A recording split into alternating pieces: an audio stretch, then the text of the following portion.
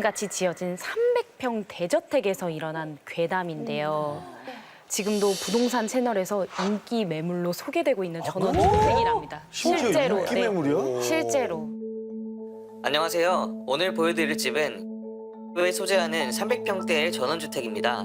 그만큼 이제 뭐 대지가 넓다는 얘긴데요. 골프 연습 시설 같은 걸 만들어놔도 정말 좋을 것 같아요. 일단 잔디들 같은 게 관리돼 있는 것 같은 느낌인데. 뿌옇게 봐도. 너무 좋아 보이는데? 네, 다들 이렇게 부러워하고 있잖아요. 그런데 유독 눈에 띄는 댓글이 하나 있더라고요. 뭐야? 여기 보면 싸다고 가야 할 집은 아니에요. 대문 앞에 왜 땡땡땡이 걸려 있는지 생각해 보세요. 땡땡땡이 뭐지? 개조심, 말조심, 아니지, 아니지. 조심. 아, 이것도 무슨 뭐죠? 아니야, 아직 일러요, 선배님. 댓글을 쓴 분은 바로 이번 사연의 제보자인 은하 씨예요. 네. 이 집은 은하 씨의 어머니가 지은 집이라고 합니다. 네. 근데 자기 엄마가 지은 집을 왜 비방한... 방송 보다가 우리 집도 장난 아니게 무서울 텐데 라는 생각이 들어가지고 우와, 본인 집을? 엄마는 약간 로망이 있으셨어요. 저 푸른 초원 위에 하얀 집을 짓고 사는 그런 옛날 노래 가사처럼 소원을 갖고 계셔가지고 그 집을 짓게 되신 거였어요. 그쪽으로는 길도 없었고 그냥 산 덩그러니 산만 있었어요. 근데 저희가 이제 그쪽으로 길을 내고 처음으로 집을 앉힌 거고요. 진짜 대지가 넓나 보다. 와, 근데 길이 없던 곳에 집을 지어서. 대체 어떤 일이 일어났던 건지 지금부터 제가 언니 은하 씨를 대신해서 이야기를 전달해 드리도록 하겠습니다. 상기슭 위 하얀 전원주택. 그중에서도 엄마의 가장 큰 자랑은 넓은 정원이었습니다. 정원 한편엔 엄마의 원픽, 아름드리 나무 한 그루가 있었죠. 봄이면 이렇게 벚꽃이 흐드러지게 피거든요. 이 모습에 엄마가 홀딱 반해버리신 거죠. 반할만하다. 엄마는 집 짓는 내내 나무 그늘 아래에서 차도 마시고 바베큐도 하는 상상을 하셨대요. 엄마, 그렇게 좋아? 당연하지. 엄마가 얼마나 기대하던 집인데. 그리고 저희는 엄마의 꿈처럼 새 집에서 행복한 시간을 보내기 시작했습니다. 그렇죠, 로망이죠. 아, 너무 좋았겠다. 벚나무 밑에서 엄마 그리고 동생과 차를 마시고 있을 때였어요. 고마워. 우리 딸들. 여기 맛집인데. 아, 진짜 저 아저씨 또 왔네.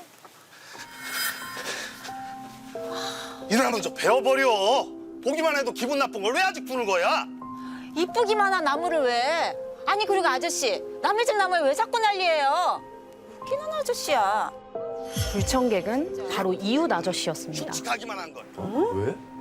아저씨는 비슷한 시기에 저희와 같은 터에 집을 지은 이웃이었는데요. 네, 엄마가 아끼는 벚나무 때문에 사이가 나빠지기 시작했습니다. 왜? 아저씨가 자꾸만 나무를 베라고 하셨거든요. 에? 왜? 남의 집 나무를. 처음에는 그냥 진상이라 생각하고 무시했는데요. 언젠가부터 그냥 넘길 수가 없었습니다.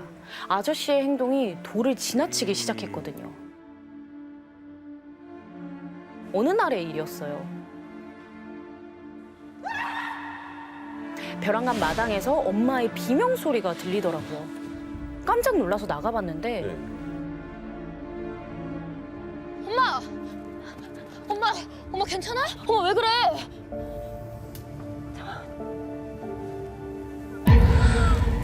이 나무 때문에 내가 잠을 못 자겠어. 아저씨가 톱을 들고 나타나신 거예요.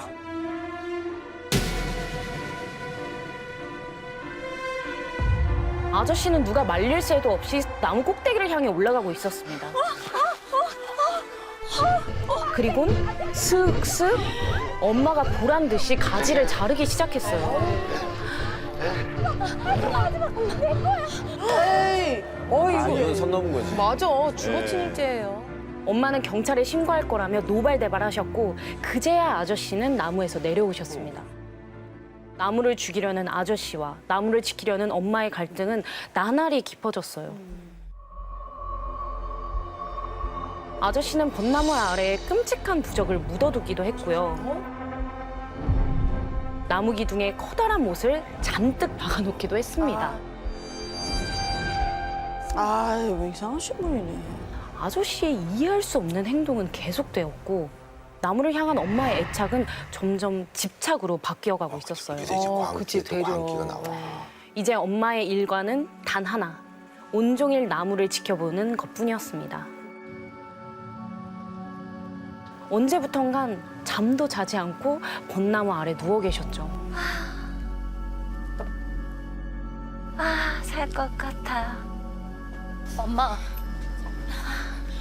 밤에는 추워. 들어가자. 그래, 엄마. 방에 들어가자. 아저씨 또 오면 우리가 이야기 잘할게. 들어가자, 엄마. 나무는 엄마가 지켜.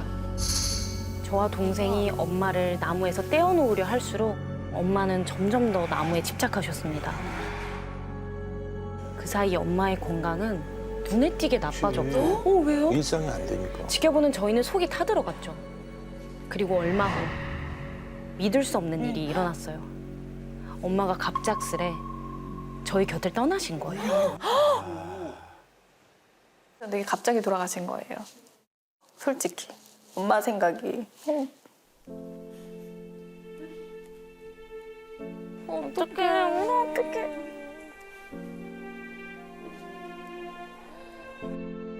엄마가 있을 때가 되게 행복했구나.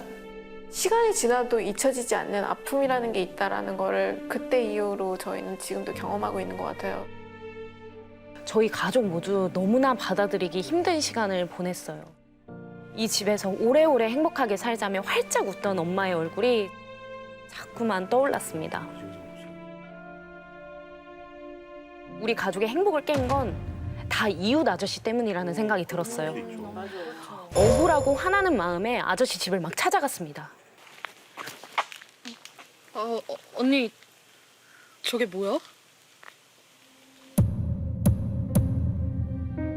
집 앞엔 소금이 소복히 담긴 바구니가, 담벼락엔 줄줄이 팥이 흩뿌려져 있었던 거죠. 잘 모르는 제가 봐도 온통 귀신 쫓는 물건들이었어요. 저기요? 아무도 안 계세요? 그런데 아무 인기척이 없더라고요. 저기요? 이거 약간 주술적인데. 다음 날에도 며칠 후에도 다시 찾아가 봤지만 아저씨는 그림자도 보이질 않았습니다. 그리고 얼마 후 저는 믿을 수 없는 소식을 들었어요. 저희 이 집 아저씨 얼마 전에 돌아가셨대요. 야, 이거 이상하다.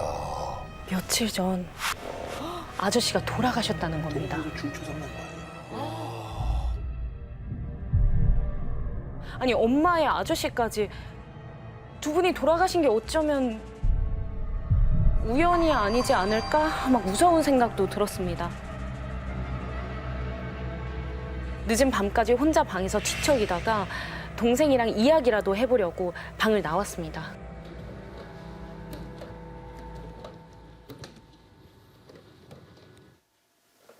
뭐야? 문이 왜 열려있어? 현관문이 활짝 열려 있는 거예요.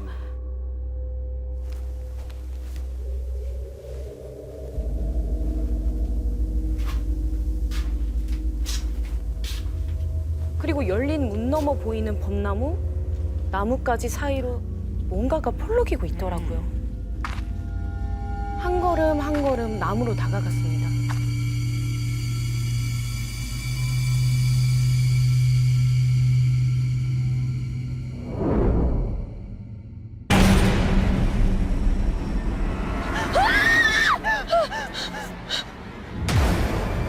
축 늘어진 다리, 푹 꺾인 고개. 그때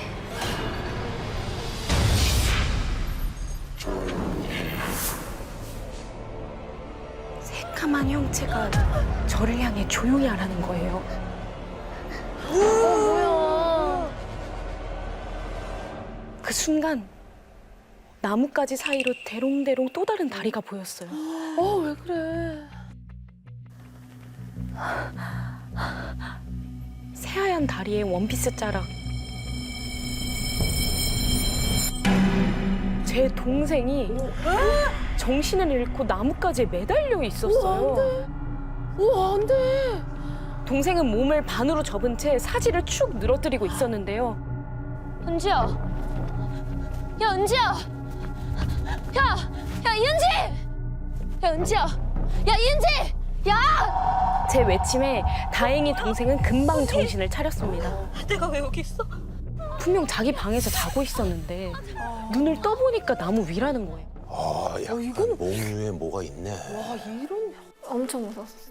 저도 모르게 저 스스로를 좀 해하게 돼가지고 근데 제가 봤던 형체에는 남자의 형체였어요. 아, 이건 내가 잘못 보는 게 아닌 것 같다. 무섭다. 동생이 막 이제 잘못될까봐 동생 문 앞에서 이렇게 밤새서 이렇게 앉아 있었던 적도 있어요. 뭔가 좀 이상하다 싶으면 이렇게 문 열고 확인해보고.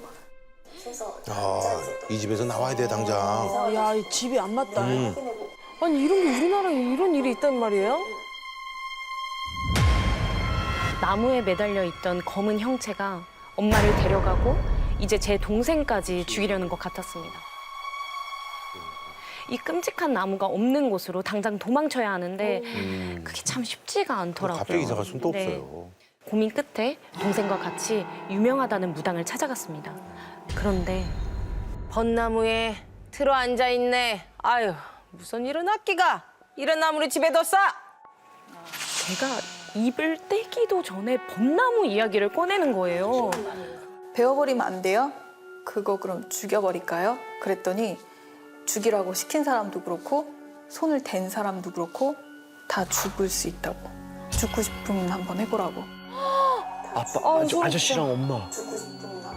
그 아저씨. 저희 종교 세계는 다 해봤어요.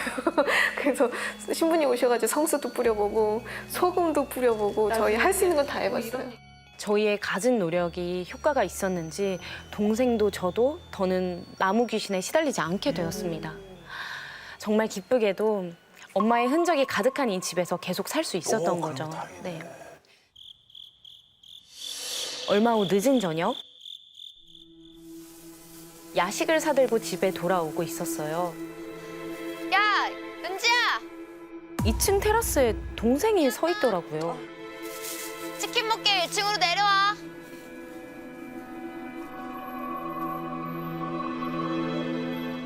야, 이은지. 그 순간 동생은 은지야! 상체를 난간 밖으로 축 늘어뜨리고선 아슬아슬하게 매달려 있었어요. 너무 깜짝 놀라서 동생을 부르는데 아무리 불러도 정신을 차리질 못했어요. 그때 동생 위로 새하얀 뭔가가 납불대고 있었습니다. 천천히 올려다보는데 지붕 위에 하얀 소복을 입은 여자가 서 있는 거예요.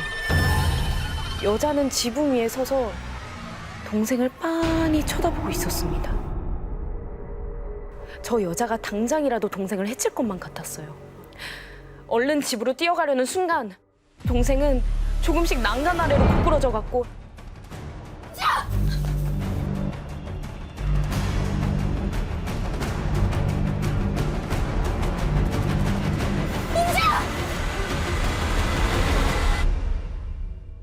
마지막 순간 겨우 떨어지는 동생을 끌어안고 바닥에 나뒹굴었습니다. 어떡해. 정말 다행히 동생은 다치지 않고 제품에 안겨 있었어요. 저는 그 길로 전국 방방곡곡 유명하단 무속인은 다 집으로 불렀어요. 그런데 모두 다 똑같은 말을 하는 거예요. 여기는 사람이 살 수 있는 데가 아니다. 여기는 묘지터다. 죽은 사람 얘기하셨어요. 죽은 사람들이 사는 데에 왜 자리를 잡았냐. 아, 그러니까. 이거 봐. 저희 집에는 이제 귀신이 하나만 있는 게 아니었었던 거죠. 아니야? 소름 돋아. 지붕에는 여자 귀신이 있는데 니네 집 지붕에 있다가 옆집 지붕으로 갔다가 계속 그런다고. 여기서 사람이 죽어서 나가면 옆으로 갈 것이고 옆에서 사람이 죽으면 다시 이쪽으로 올 거고 계속 그렇게 왔다 갔다 할 거라고. 아, 아저씨 죽었잖아, 아저씨. 왔다 갔다 한다고? 저희가 집을 지은 터는 사람이 살 수 없는 땅이라는데요. 터에 자리 잡은 악귀들이 살아있는 것은 하나씩 죽여 내쫓기 때문이에요. 엄마, 그 다음은 아저씨, 그리고 이젠 제 동생을 내쫓으려 하는 겁니다. 저는 당장 동생을 데리고 엄마가 지은 이 집을 떠날 수밖에 없었습니다. 당연하죠. 우리 가족이 이 집에 이사 오던 날이 생각납니다. 엄마가 나무 그늘 아래에서 행복한 나날을 꿈꿨듯 지금 어디선가 누군가도 나무 그늘 아래 같은 꿈을 꾸고 있진 않을까요?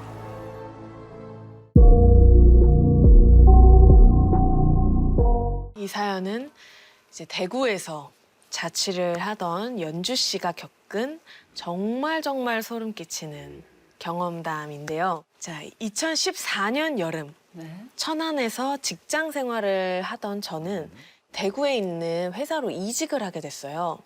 그래서 새 자취방을 이제 알아보다가 정말 너무 마음에 드는 집을 찾은 거예요. 그래서 좀 낡긴 했지만 이렇게 작은 마당도 있고 꽤 포근한 느낌의 작은 2층 집이었어요. 좋네. 근데 제가 살 곳은 그 집의 1층. 집도 마음에 들고 또 출퇴근하기도 딱 좋은 위치라서 더 볼 것도 없이 아 여기다 하고 바로 이제 계약을 했죠. 근데 제가 놓친 게 있었습니다. 덕 팀장님, 그게 뭘까요? 뭐지? 집 월세? 풍수지리? 집 구할 땐 낮에만 볼 게 아니라 밤에도 봐야 된다는 거. 밤에 봐야 돼요. 예. 이제 들뜬 마음으로 이삿짐까지 다 옮겼는데 이제 낮에는 그렇게 아늑하고 따뜻했던 집이 해가 이제 떨어지고 나니까 분위기가 싹 달라지는 거예요.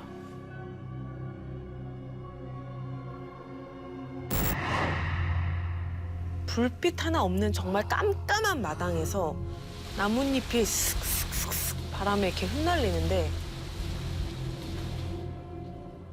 뭔가 으스스하고 약간 이상하게 소름이 돋는달까? 다음 날 아침 마침 계단에서 내려오던 2층 세입자 부부랑 마주쳤어요. 제가 먼저 인사를 드렸더니 그분들도 이사 온 지 얼마 안 됐다고 둘이서 산다고 하더라고요. 그래서 뭐 아이도 없고 뭐 시끄러울 일은 없겠다 이렇게 다행이다라고 생각을 했죠. 하지만 제 예상은 완전히 빗나갔어요. 뭐 있나요? 며칠 뒤에 제가 일찌감치 이제 잠자리에 누웠는데 나 이거 너무 쾅! 이런 요란한 소리에 자다가 번쩍 눈이 떠진 거예요. 시계를 보니까 새벽 4시가 넘었더라고요. 뭐야, 이 시간에. 아, 이게 뭔 소리지? 이렇게 귀를 기울이는데 콩! 콩! 콩! 콩! 어디서 나는 소리야? 그 소리는 제 방 천장 바로 위에서 나는 소리였어요. 층간소? 아, 뭐지 이 시간에? 순간 좀 짜증이 확 났지만 그냥 너무 피곤해서 그냥 다시 잠이 들었어요. 근데 그날 이후로 이상하게 매일같이 그 소리가 들리는 거예요. 사우나 보다. 그것도 꼭 새벽 4시에. 정확하게? 아니, 대낮도 아니고 새벽마다 뭐 하는 거지? 부부싸움을 하는 건가 싶었지만 그 쿵 소리 말고는 별다른 소리는 안 들렸어요. 그래도 새벽 4시마다 쿵쿵거리는 건 좀 심하잖아요. 그래서 다음 날 아침 출근길에 우연히 윗집 남편을 마주친 저는 저기요. 혹시 새벽에 뭐 하시는 거예요? 네? 새벽이요? 왜요? 아니, 새벽마다 위에서 쿵쿵거려서 좀 많이 시끄럽거든요. 근데 남편 표정이 묘하게 이상한 거예요. 수상한데? 약간 수상하다. 눈꺼풀을 파르르 떨면서 막 깜빡거리는 게 뭔가 좀 들킨 느낌? 그러다 갑자기 좀 이상할 정도로 저를 빤히 이렇게 쳐다보는 거예요. 아니 잘못을 했으면 사과를 하던지 뭐 조심하겠다 말을 해야 되는데 말도 없이 저를 그냥 쳐다만 보니까 당황스럽더라고요. 아무튼 조심해 주세요. 그렇게 대문을 나섰는데 아니, 생각할수록 열이 받더라고요. 증거가 없어서 저러나 싶었던 저는 또다시 그 소리가 날 때까지 기다리기로 했습니다. 현장을 급습하자. 그치. 소음이 들리면 곧바로 이제 2층에 올라가서 항의하기로 이제 마음을 먹은 거예요. 다음 날 새벽 4시. 쿵! 어김없이 또 그 소리가 들리기 시작했죠. 지금 바로 올라가면 윗집 부부도 발뺌하지 못하겠지 싶어서 2층으로 후다닥 올라갔어요. 근데 불이 다 꺼져 있는 거예요. 이상하다. 방금 전까지 쿵쿵거렸는데 싶어서 현관이며 거실 창문 쪽이며 이리저리 살피는데 현관문 아래쪽으로 안이 훤히 들여다 보이는 거예요. 그 집이 특이하게 유리문이었는데 그 문 위쪽 3분의 2는 반투명이고 나머지 그 3분의 1은 투명해서 안에 놓인 신발들이며 뭐 다 훤히 보이더라고요. 아래쪽만 보이게. 그래서 제가 쭈그리고 앉아서 이렇게 누워서 아, 벌써 무서워. 집 안을 들여다봤어요.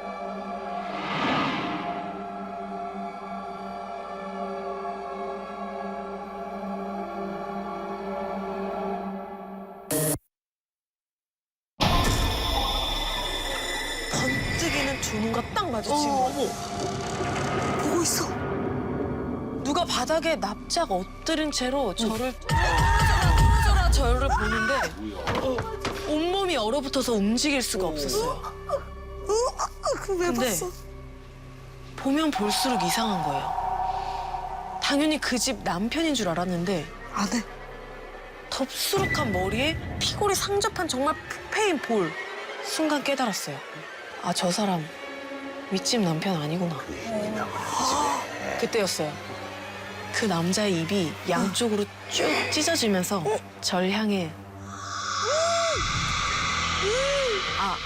이 남자한테 잡히면 큰일 나겠다. 저는 집 밖으로 미친 듯이 뛰어나갔어요. 2층 계단을 뭐 굴렀는지 뛰었는지 기억이 안 날 정도로 정말 정신없이 뛰다가 다행히 저 멀리에 파출소가 보이더라고요.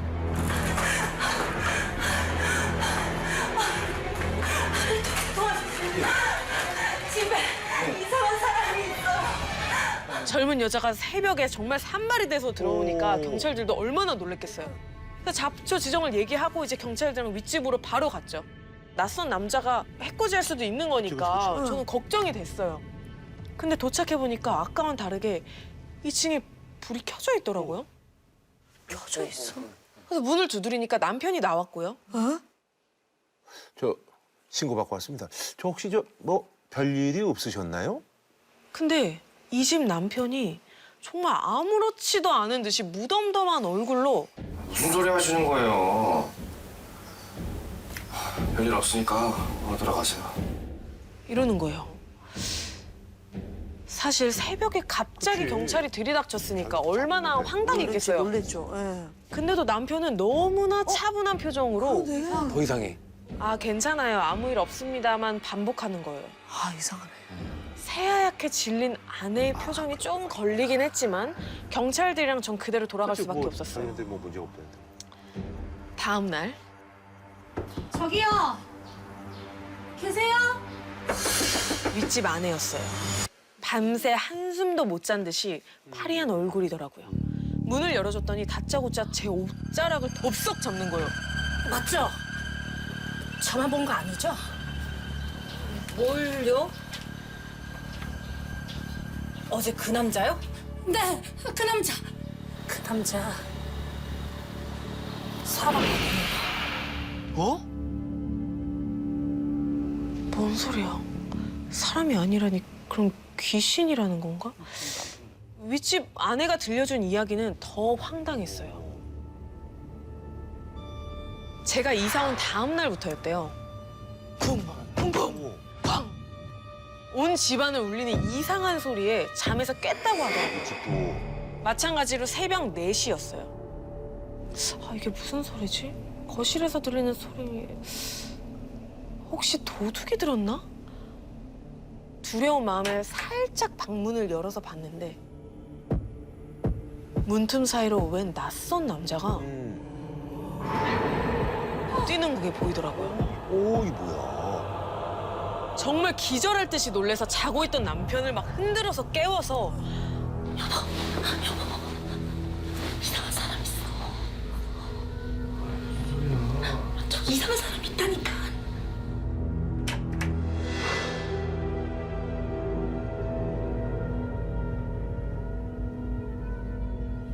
무슨 소리야? 아무도 없잖아.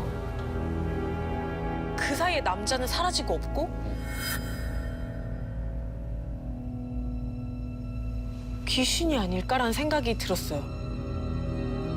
남편을 못 봤구나. 근데 처음에는 남편이 자기 말을 안 믿더래요. 그러다가 저까지 쿵쿵 소리가 난다고 하니까 이사를 가자고 하더라고요. 근데 마침 밑집에서 그러니까 제가 경찰이랑 찾아왔을 때 모른 척 했던 거는 소문이 퍼져서 다른 세입자가 안 들어올까 봐. 이상하게도 나름대로 또 그랬던 거네. 그치. 네. 솔직하게 말 안 해서 미안해요. 근데 아셔야 할 것 같아서요. 그 남자 한 곳에서만 뛰어요. 아가씨 방 바로 위. 그 자리에서요. 솔직히 어이가 없더라고요. 분명히 제 두 눈으로 똑똑히 봤는데 어떻게 사람이 아니라 귀신이라는 건지. 게다가 귀신이 내 방 위에서만 뛴다? 왜 거기서만 뛰지? 전 코웃음 친 걸 후회하게 됩니다. 한동안 저는 정말 귀마개를 끼고 자면서 쿵쿵 소리를 무시하기로 했어요. 윗집 부부가 이사 가면 괜찮아지겠지 생각만 했던 거죠. 그렇게 며칠 뒤에 윗집 부부는 정말 이사를 했고 정말 홀가분하게 아 이제 해방이다.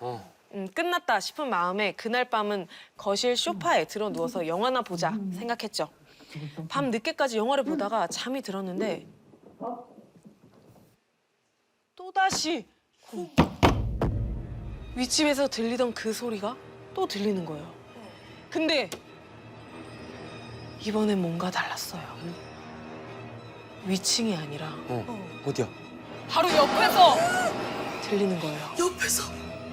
소름. 점점 가까워지는 소리에 정말 온몸에 털이 바싹바싹 곤두서기 시작했어요. 가까워진대. 어떻게? 눈도 못 뜨고 정말 가만히 소리에 정말 귀를 기울이고 있는데 쿵, 쿵, 쿵. 스그 뭐야? 또 스그 뭐야? 바닥에 묵직한 뭔가 이렇게 쓸리는 소리가 나는 거예요. 근데 저는 이런 소리가 없었는데 그때 제 머릿속을 스친 윗집 아내의 한마디. 뭐?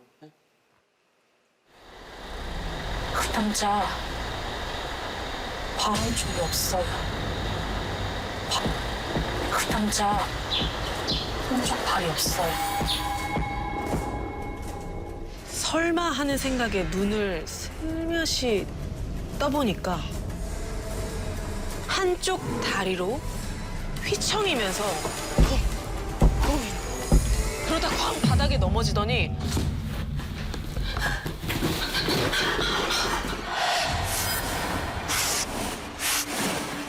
다리를 쓸면서 기어다니다가 기는 소리. 다시 서서 뛰고 넘어지고 반복을 하더라고요. 그때 알겠더라고요. 그 남자가 기어다니면서 쓸리던 그 소리는 1층에선 안 들렸던 거예요. 근데 바닥을 기던 남자의 그 몸짓이 멈칫하더니 남자가 저를 향해서 막 뛰어왔고 놀란 저는 정말 도망치듯 그 집을 빠져나왔어요. 그날 이후로 전 그 집에 더 이상 들어갈 수 없었습니다. 한쪽 다리로 뛰어다니던 그 남자. 도대체 뭐였을까요?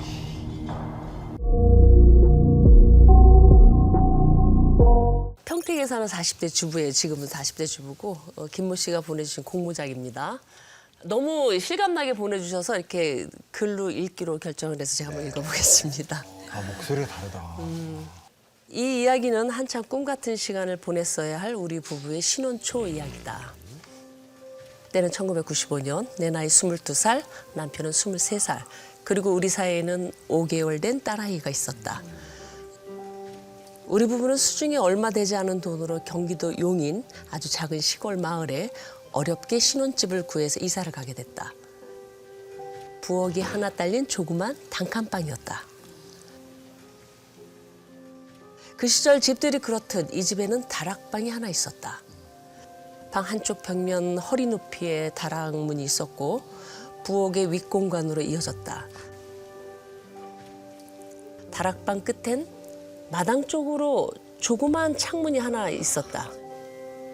맞아요. 딱 옛날 집에 딱 그렇게 돼 있어. 우리 부부는 살림살이를 마련할 돈이 넉넉지 못했기 때문에 남편의 선배가 운영하는 중고 매장에서 필요한 가구를 싼 값에 장만했다. 이사를 하던 날, 그 선배가 집 앞까지 가구를 배달해 주었다. 그런데 선배가 집을 보더니 인상을 확 구기며 뭐야, 이 집이야? 하고 물었다. 3일 전에 이 집에 있던 살림 전부가 우리 매장에 들어왔었어. 나이 드신 분들이 아들이 쓰던 거라면서 넘겼거든. 쇠하다. 사연이 있다.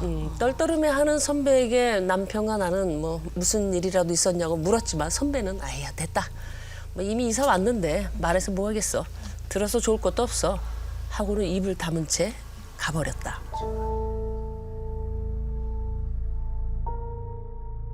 공장에서 근무하던 남편은 조금이라도 더 벌자고 신문 배달 일까지 알아본 상태였다.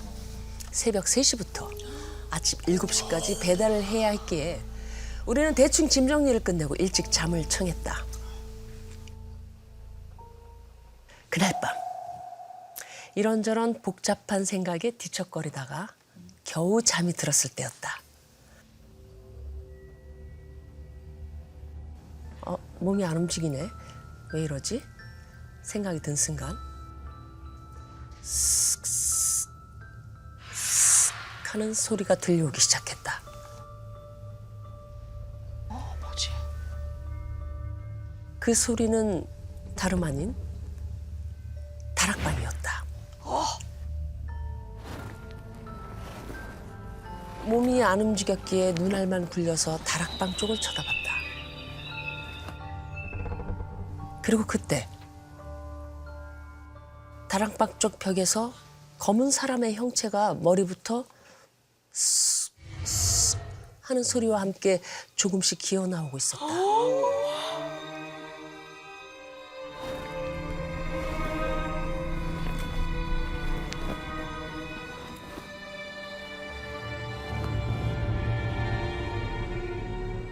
너무 놀라서 남편을 깨우려 했지만 몸은 여전히 움직이지 않았다.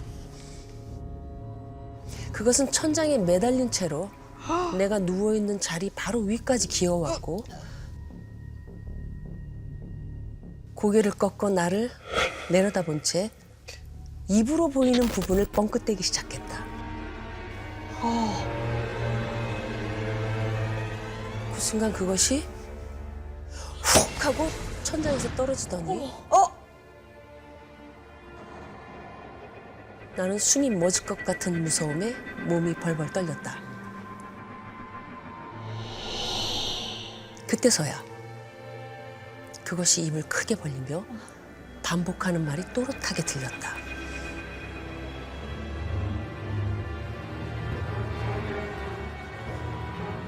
나도 죽일 거야. 나도 죽일 거야. 내가 죽일 거야. 내가 죽일 거야. 너도 죽일 거야. 내가 죽일 거야. 내가 죽일 거야. 끔찍한 소리로 내는 여자의 목소리였다.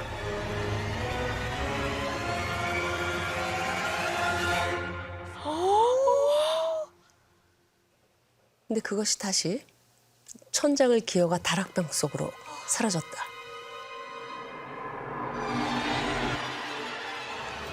지금 생각해보면 그때 남편에게 말을 하고 이사를 갔어야 했던 것 같다. 하지만 어렵게 들어온 집을 나 혼자 겪었던 비현실적인 일을 이유로 들며 손쉽게 이사할 수는 없는 노릇이었다. 근데 그 다음 이상한 일이 생긴 건 그로부터 한 달이 채 지나지 않은 어느 날이었다. 친정에 일이 생겨서 딸아이를 데리고 5일 정도 친정에 머물다 집에 돌아온 그날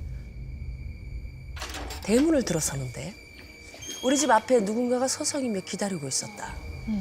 누군가 했더니 같은 집에 새들어 사는 아주머니였다.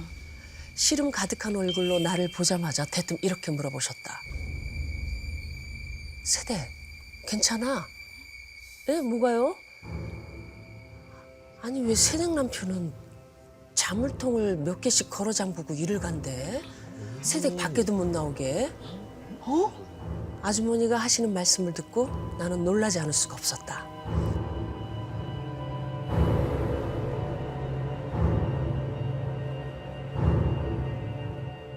아니 새댁 남편이 오토바이를 타고 나가면 새벽 내내 새댁이 서럽게 울었잖아. 아니 그래서 방 앞에 가서 불러봐도 대답이 없이 울기만 하고 아 내가 부르는 소리 못 들었어? 무슨 소리야? 나는 온몸에 소름이 끼쳤다.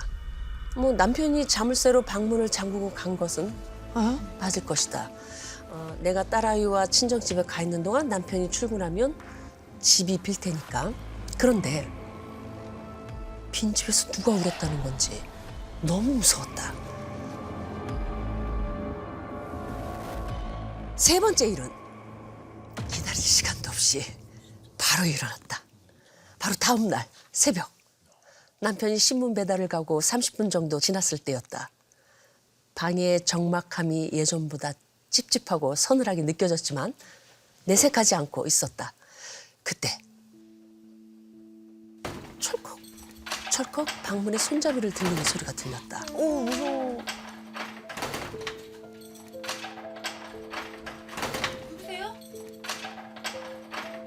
아무런 대답이 없었다. 누구세요? 혹시 자기야? 근데 문 밖은 고요할 뿐 역시 아무 대꾸가 없었다. 그날부터 나는 남편이 없는 이 집이 무서워지기 시작했다. 남편이 신문 배달을 하러 나간 뒤 꼭 새벽 3시 30분만 되면 어김없이 실체 없는 방문객이 찾아왔다. 그러던 어느 날 추적추적 비가 오던 날이었다. 시계바늘이 정확히 새벽 3시 30분을 가리키고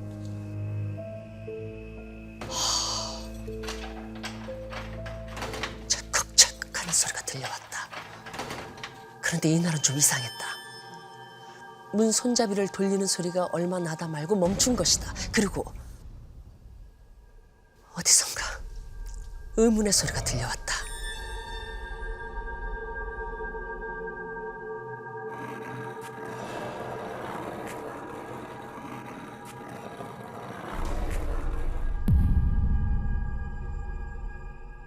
무거운 돌 같은 걸 바닥에 질질 끌고 와서는 멀지 않은 어딘가에 탁 내려놓는 소리가 들렸다. 옮기는 소리. 이 소리는 밖으로 나 있는 부엌문 앞 그 자리쯤에서 들려오고 있었다.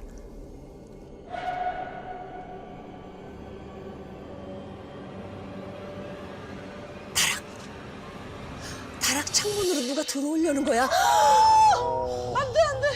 부엌문 위쪽으로 나 있는 다락 창문이 생각난 것이다. 누군가가 계속해서 벽돌 같은 것을 질질 끌고 와서 다락 창문 밑에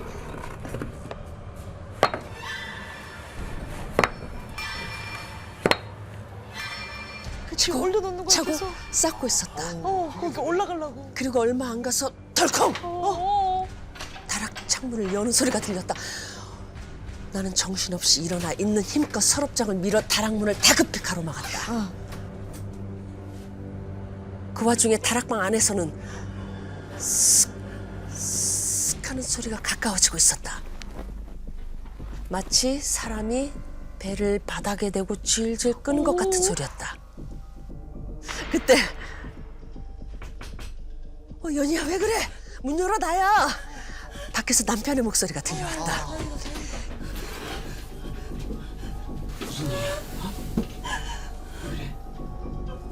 아니 밖에 다락 창문으로 누군가 들어왔었다고. 내 말에 남편은 밖을 살펴봤지만 황당하게도 벽돌 같은 곳은 아무것도 없었다. 없어요? 다락방으로 누가 들어온 흔적도 없었다. 당장 이 집에서 나가고 싶었다. 남편에게 그동안의 이상했던 경험을 털어놓으며 시댁이라도 가 있자고 졸랐다. 그런데 시댁에 도착하자마자 어른들은 깜짝 놀라 물어왔다. 왜? 아이고 애미야 니들 둘 다 얼굴이 왜 그래? 우리는 시댁 어른들의 말을 듣고 나서야 서로의 얼굴을 살폈다. 더 놀란 건 남편과 나였다. 둘 다 사람의 얼굴이라고 할 수 없을 정도로 야위었고 거무죽죽한 잿빛의 얼굴을 하고 있었던 것이다. 여보 아무래도 그 집에 더 있으면 안 될 것 같아. 남편도 그래 우리 최대한 빨리 다른 집을 알아보자.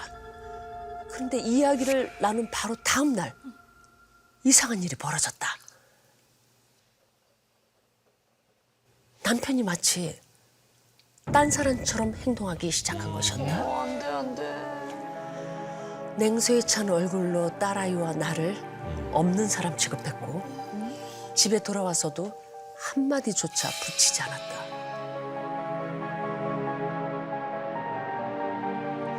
그러길래 3, 4일이 지났을 때 나는 정말 너무 서러운 마음을 주체하지 못하고 짐도 없이 딸아이도 그냥 놔둔 채 집을 나와버렸다. 시어머니께 손녀를 부탁한다는 말만 전한 채 안산에 있는 큰언니 집으로 간 것이다. 근데 정말 이상한 건 그렇게 나왔으면 딸이 걱정이 될 만도 한데 아무런 걱정도 후회도 들지 않은 채로 15일가량을 정말 아무렇지도 않게 잘 지내고 있었다. 그럼 이상하다. 깐난쟁인데 보름을. 그러니까. 뭐야? 근데 16일째 되던 날 또 새벽 3시 30분쯤이었다. 왜? 온몸을 울리는 진동 같은 느낌이 다시 찾아왔다. 남의 집인데? 신혼집에서 느꼈던 그 느낌. 역시나 몸이 움직여지지 않았다. 그날 밤처럼 눈알말 굴리면서 방 안을 두리번거리는데 갑자기 발밑에서 쓱쓱 하고 무언가가 내 옆으로 기어오는 소리가 들렸다. 내 얼굴을 꼭 닮은 여자가 어깨 옆까지 기어와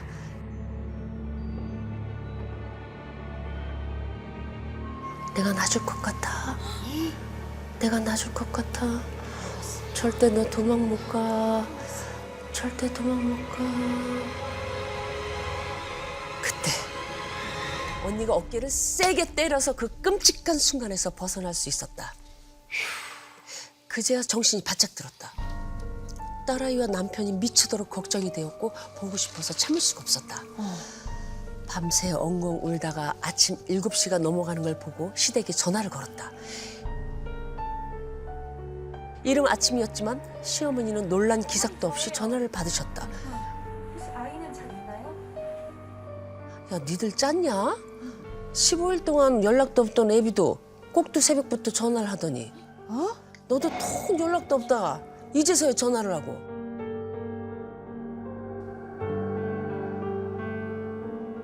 남편은 나를 만나자마자 눈물을 흘리며 자신이 그동안 뭔가에 홀렸던 것 같다고 했다. 그리고 본인 역시 어젯밤 이상한 꿈을 꿨다는 얘기를 털어놓았다. 어떤 여자가 네 어깨를 잡고 막무가내로 끌고 가더라. 꿈에서 깨고 얼마나 겁이 났는지 그제서야 정신이 돌아오는 것 같았어. 우리는 시어머니의 이야기를 듣고 또 한 번 놀라고 말았다. 아들 내가 15일 동안이나 아무 연락이 없자 시어머니가 그 집에 가서 우리 짐을 다 빼왔다는 것이다. 짐을 빼온 바로 다음 날 새벽 우리 부부는 동시에 이상한 꿈을 꾼 것이었다. 여기서 끝이 아니었다. 또 있어? 시어머니가 짐을 빼서 나오는 길에 동네 구멍가게에서 기이한 이야기를 들었다고 하셨다. 저기 혹시 저 짐 빼오는 집이 저 집이에요? 아유, 그 집에서 사람이 죽어났는데 모르고 들어갔구먼. 그 집에는 원래 젊은 부부가 살았다고 한다. 우리가 이사를 하기 일주일 전쯤 남편이 일을 나가고 아내 혼자 남아있던 집에 다락 창문으로 강도가 들어 아내가 안 좋은 일을 당했다는 것이다. 사고가 일어났구나. 그 집에서 겪었던 일들은 아직까지도 우리 부부의 기억 속에 생생하게 남아있다.